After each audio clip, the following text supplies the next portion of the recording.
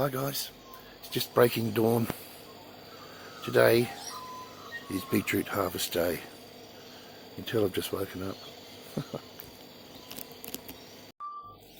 Honey. Lena.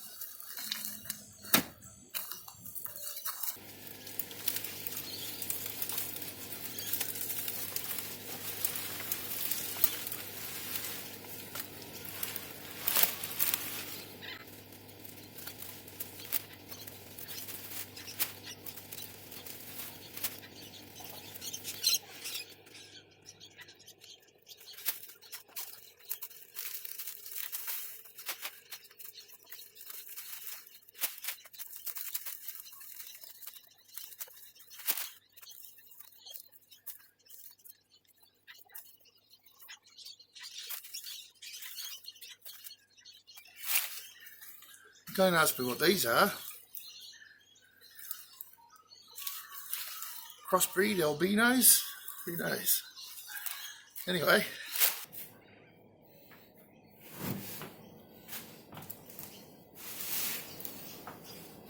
Okay guys, so there's no real reason for me to go through all this, but the idea is to prepare them.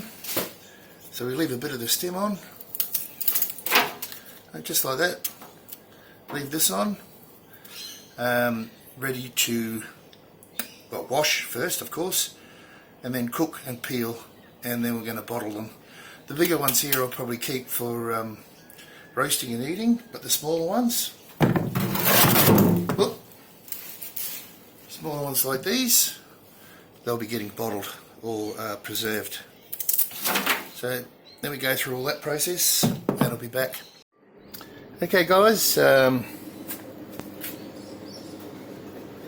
the deed here, done the deed. I've got it unbalanced. Yeah, anyway, there's the yield. I don't know what those white ones are, there's a couple of three little white ones, but anyway. That's what we got out of it. Happy to get that done. Now I've just got to get them washed up. We'll get cleaned up here a bit. Chooks are going to have a good brekkie. And get them washed up, get them in the pots, get the skins off, and then get them bottled. Yeah, alright. Back soon. After the passing of the state. Okay, so I'm ready here to do the beetroot. Just turn that down. Just got a couple of gas burners there, and I'll take you down the yard. I've just got these prepared. So I've got 3 big pots here. You can see from the sun, I can't. And some left over for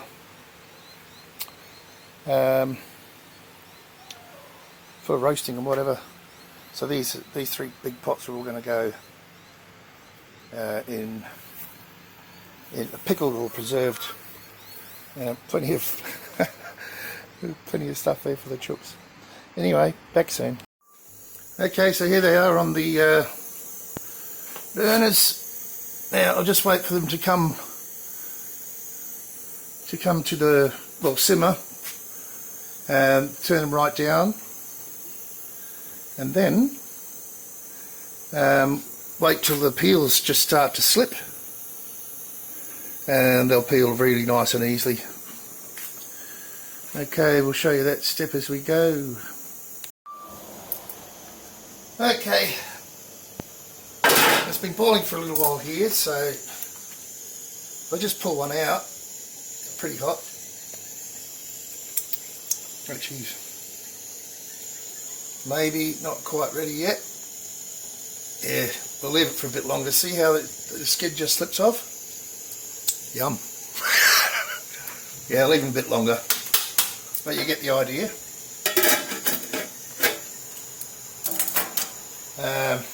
And in the meantime, we're going to make the mix for the... Okay, as I was going to say before, I'll make the, what do we call this, a liqueur? No. So I like to use 3 different vinegars, a malt, a vinegar, a white, and an apple cider. So I'm going to start with, what are these, 1 litres, 2 litres. Start with a litre of each. And this is all just guesswork too, by the way, as far as quantities. I don't know how many jars I'm going to be filling. Looks like I'm going to need more.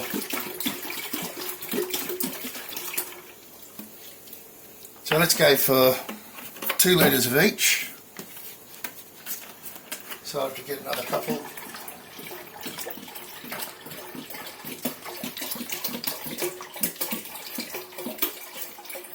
Actually, I might just leave it.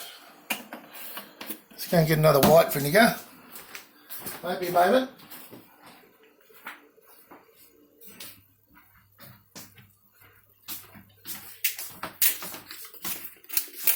So another litre. So what I've done so far is 3 litres of apple.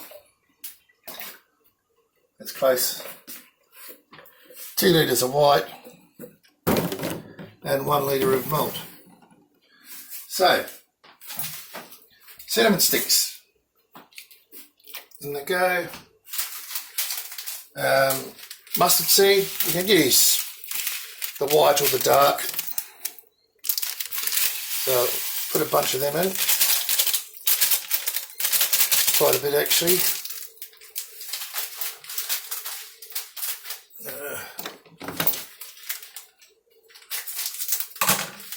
And, you know, so that should, I think that should be enough. Coriander seed, which has come out of the garden, of course. So I'll put 2 tablespoons of that. Notice my excellent measuring skills. And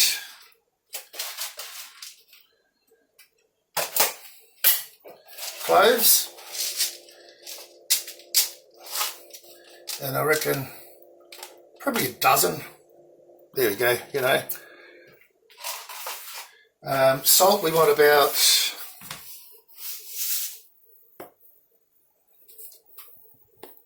2 tablespoons. Somewhere there, it's all to taste. The secret is to taste. And sugar. Now I'm going to put about at least a cup in here. One, that's probably a cup and a bit, and I can adjust that later. I don't like it bitter, so this adjustment will come later when it's being heated up and infused. But if I can, oh, and of course there'll be some the juice from the cooked beetroot going here as well. A couple of 3-4 cups. to give it some nice colour and taste. But yeah, that's still quite bitter, so it's going to need some more sugar. It's not completely dissolved. I know it's going to need more sugar. Probably another, I'll go that much and I'll adjust it further later. And if I'm not happy with the clove taste, I'll add some more, let it steep longer, that sort of idea. And that's about it really for making the brine. And we'll show you the next step once we get to start peeling these beetroot, which that are boiling in the pots now, which is probably time to turn them off and just let them cool so I can get them out and manhandle them. Alright, back after that.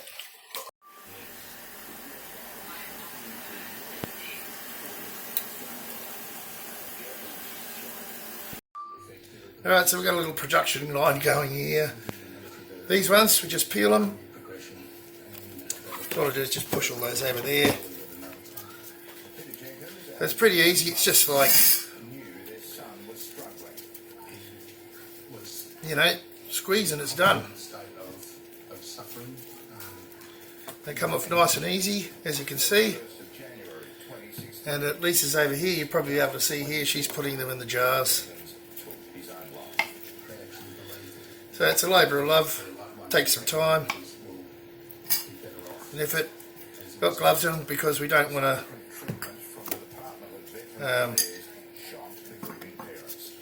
you know, look like we've been playing in red stuff, I suppose.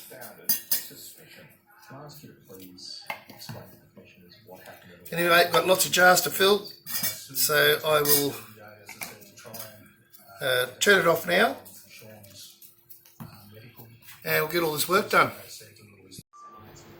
Okay guys, we've got them all in the jars, well, the first lot, because I didn't have enough, well, I changed the size of the jars, but anyway. So we've got them in the jars. I've got this handy little pourer here. Put one clove in each jar. I'll go around and do all those once I turn the camera off. And I've got my beautiful juice here to taste, to my taste. And we just fill it up just to the lip. Well, not the lip, but to the bottom thread, I suppose you call it. And once the clove's in, you just get the lid over here. What?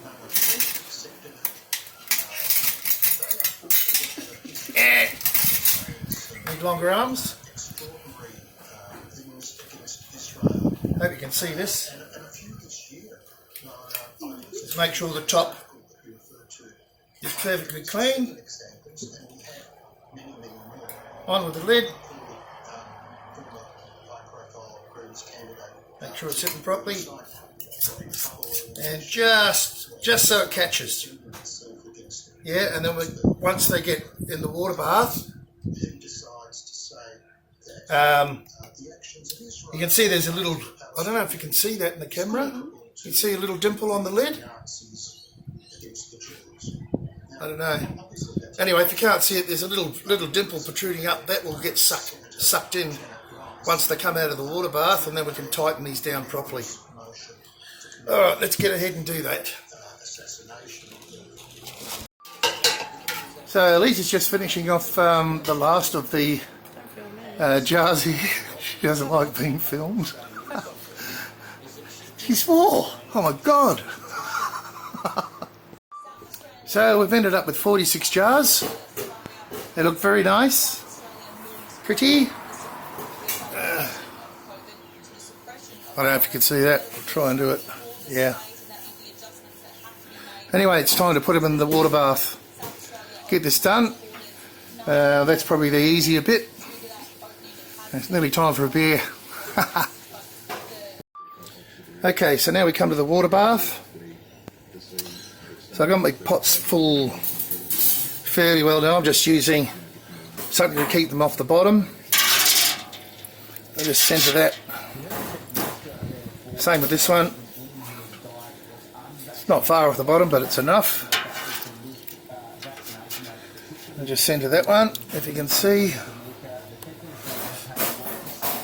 And here. And I probably have to add a little bit more water to this one. They need to be just over the top, say 10 mil. Oh, once I put them in, they'll be just right. Of course, it's called displacement, Vincent. Anyway.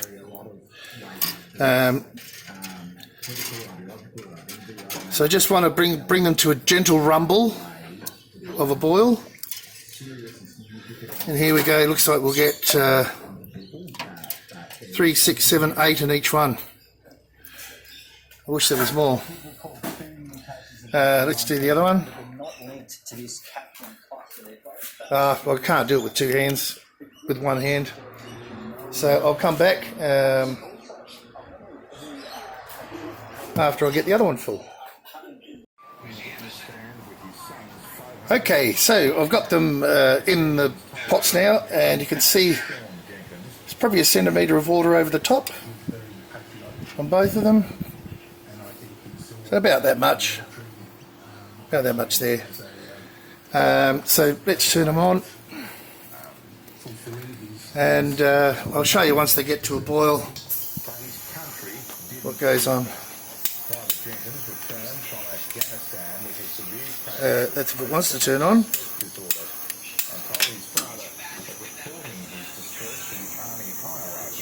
Well, it is on.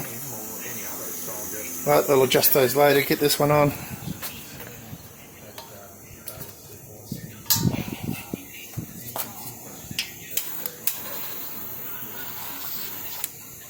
Yeah, what have I got off here? There we go. Okay, so I'll adjust them now and get back. These have been like a rolling boil for a rolling boil for about 10 minutes now, so they're ready to come out. With the lids, they're a little bit more volatile. Is that the word? If you see. So that's what you need to do. And look, I don't know if you can see in there, which you probably can't because of the steam, but that 1/4 inch in the jars itself, everything in there is expanded, and it's pushed all of the air out, and this is what creates the seal, in my understanding. So now that that's occurred, I'll take them out. Let me see if I can do one. Just so I don't want to burn myself. What happened here? Oh. Let me see if I can get one here. I've got the special holder thing. There we go. Get one out. Put it on the table there to cool. Yeah. And I'll come back later and you'll see that the dimple in the top, let me see if I can blow that water off, is actually beginning to pull in. If you look over there, all those are dimpled up. And it looks, I suppose it's hard to see, but that dimple will pull in if it's sealed properly. Anyway, I hope this is all helping you guys. You never know, you might have to do this yourself. Okay, back soon. Another 3 lots to go, 3 and a bit. Okay guys, it's all done.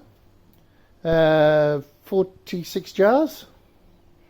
They're still really hot. You can see at the front here, you can see how it hasn't sealed yet because it hasn't cooled. But at the back here you can see how they've all been sucked down. So they're all sealed really nicely. There is one bad one here. I think that's a bad lid, but how that kinks like that in the heat, I have no idea. So I believe that was came out of the case like that. So it's important to check them all, I guess. And what I've done is I've tightened the lid down on this one quite tight, and maybe it'll seal, but that'll be the first one that we eat.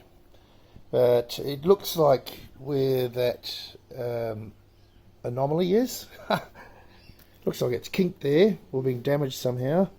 It's not affecting the rim, which is important. So anyway, that's it for today's video. It's been a long day. I guess it's taken us 12 hours with a couple of breaks with cups of tea and whatnot. But yeah, pretty much probably an hour break altogether. So big long day, but well worth it. What did I say, 46 jars. This one's probably cooler. Yeah, and yeah, look bloody beautiful, if I do say so myself. Gorgeous colour.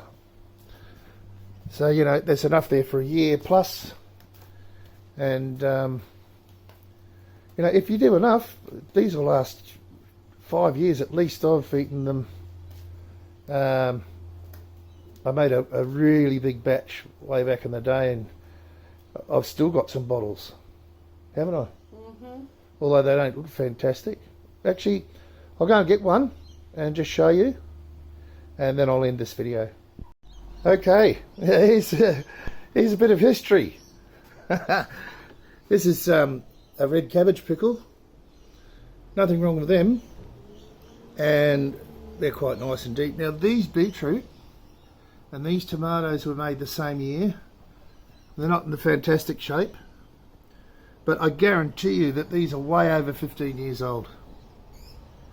You can see that that's still sealed, and that it's weird, but it won't be eating these. The chooks will eat it. So, you know, if you're really hungry, you could eat some of that. Anyway, I'm just saying. And that beetroot has gone really off colour, hasn't it? But still sealed. I mean, they're properly pickled. Anyway, just a bit of nostalgia there. I pulled them out of the very bottom back of the cupboard there when I remembered them. I've forgotten all about them. Different bottling method there too as well. So these are Fowler's Vicola. Yeah, if I just... yeah, Fowler Vicola. But yeah, the thing with them is that you need new rings every time. Anyway, just a bit of interesting stuff there. Alright, I'm going to sign off now. Hope you like this video. More to come. See you guys.